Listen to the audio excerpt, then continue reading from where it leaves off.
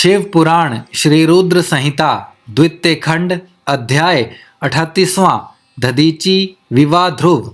सूत जी कहते हैं, हे महर्षियों, ब्रह्मा जी के द्वारा कही हुई कथा को सुनकर नारद जी आश्चर्यचकित हो गए तथा उन्होंने ब्रह्मा जी से पूछा कि भगवान विष्णु शिव जी को छोड़कर अन्य देवताओं के साथ दक्ष के यज्ञ में क्यों चले गए?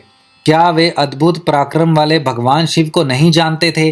क्यों श्री हरि ने रुद्र गणों के साथ युद्ध किया? कृपा कर मेरे अंदर उठने वाले इन प्रश्नों के उत्तर देकर मेरी शंकाओं का समाधान कीजिए। ब्रह्मा जी ने नारद जी के प्रश्नों के उत्तर देते हुए कहा, हे मुनि श्रेष्ठ नारद, पूर्व काल में राजा श्रुव की सहायता के लिए श्री हरि को दधीची मुनि ने शाप दिया था, इसीलिए वे भूल गए और दक्ष के यज्ञ में चले गए। प्राचीन काल में दधीची मुनि महातेजस्वी राजा शिव के मित्र थे, परंतु बाद में उन्होंने दोनों के बीच बहुत विवाद खड़ा हो गया।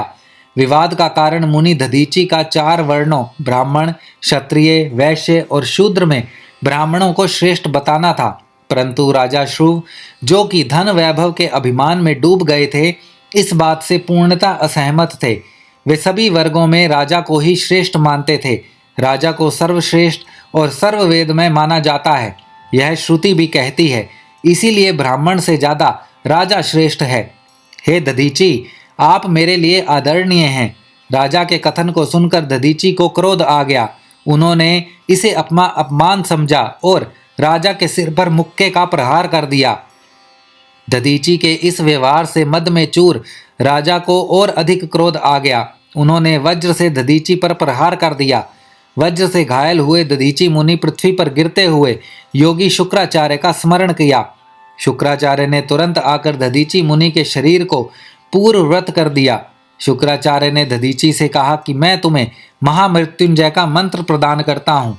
त्र्यंबकम यजामहे, अर्थात हम तीनों लोकों के पिता भगवान शिव, जो सूर्य, सोम और अग्नि तीनों मंडलों के पिता हैं, सत्व, रज और तम आदि तीनों गुणों में महेश्वर हैं, जो आत्म तत्व, विद्या तत्व और शिव तत्व, पृथ्वी, जल व तेज सभी के स्रोत हैं, जो ब्रह्मा, विष्णु और शिव तीनों आधारभूत देवताओं के भी ईश्वर महादेव हैं, उनकी आराधना करते हैं। सुगंधिम पुष्टि वर्धनम, अर्थात जिस प्रकार फूलों में खुशबू होती है, उसी प्रकार भगवान शिव भूतों में, गुणों में, सभी कार्यों में, इंद्रियों में, अन्य देवताओं में और अपने प्रिय गणों के सारभूत आत्मा के रूप में समाये हैं। उनकी सुगंध से ही सबकी ख्याति एवं प्रसिद्धि है। पुष्टि वर्धनम, अर्थात वे भगवान शिव ही प्रकृति का पोषण करते हैं। वे ही ब्रह्मा, विष्णु, मुनियों एवं सभी देवताओं का पोषण करते हैं।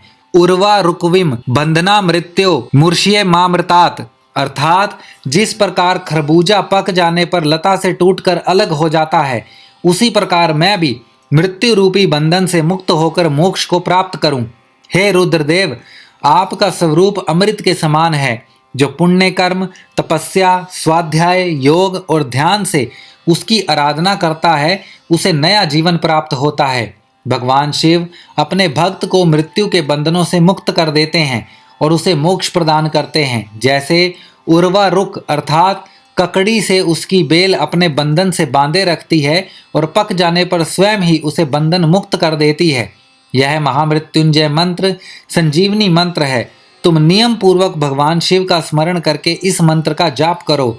इस मंत्र से अभिमंत्रित जल को पियो। इस मंत्र का जाप करने से मृत्यु का भय नहीं रहता।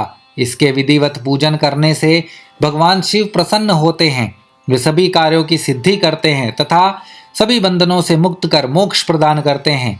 ब्रह्मा जी बोले, नारद, दधीची मुनि को इस प्रकार उपदेश देकर शुक्राचार्य अपने निवास पर चले गए।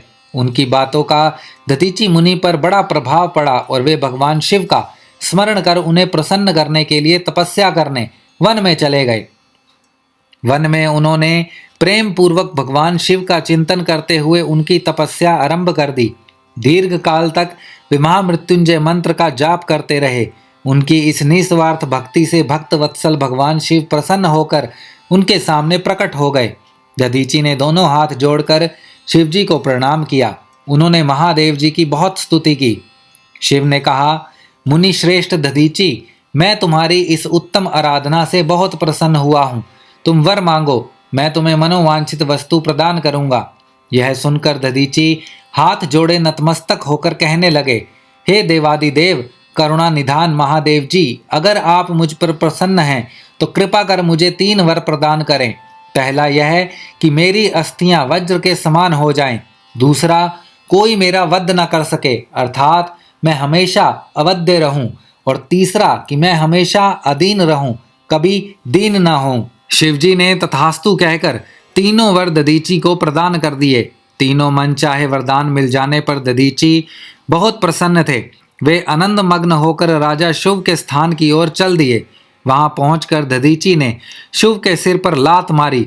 शुभ विष्णु जी का परम भक्त था। राजा होने के कारण वह भी अहंकारी था। उसने क्रोधित हो तुरंत दधीची पर वज्र से प्रहार कर दिया, परंतु शुभ के प्रहार से दधीची मुनि का बाल भी बांका नहीं हुआ।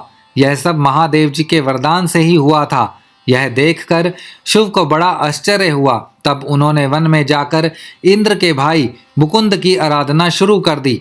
तब विष्णु जी ने प्रसन्न होकर शुभ को दिव्य दृष्टि प्रदान की। शुभ ने विष्णु जी को प्रणाम कर उनकी भक्ति भाव से स्तुति की।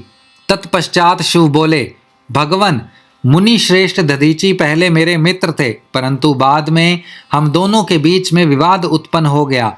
दधीची ने परम पूजनीय भगवान शिव की तपस्या महामृत्युंजय मंत्र से कर उन्हें प्रसन्न किया तथा अवध्य रहने का वरदान प्राप्त कर लिया। तब उन्होंने मेरी राजसभा में मेरे समस्त दरबारियों के बीच मेरा घोर अपमान किया। उन्होंने सबके सामने मेरे मस्तक पर अपने पैरों से आघात किया। साथ ही उन्होंने कहा कि मैं किसी से नहीं डरता। भगवन, मुनि दधीची को बहुत घमंड हो गया है। ब्रह्मा जी बोले, नारद, जब श्री हरि को इस बात का ज्ञान हुआ कि दधीची मुनि को महादेव जी द्वारा अवध्य होने का आशीर्वाद प्राप्त है, तो वे कहने लगे कि शिव, महादेव जी के भक्तों को कभी भी किसी प्रकार का भी भय नहीं होता है। यदि मैं इस विषय में कुछ करूं तो दधीची को बुरा लगेगा और वे शाप भी दे सकते हैं।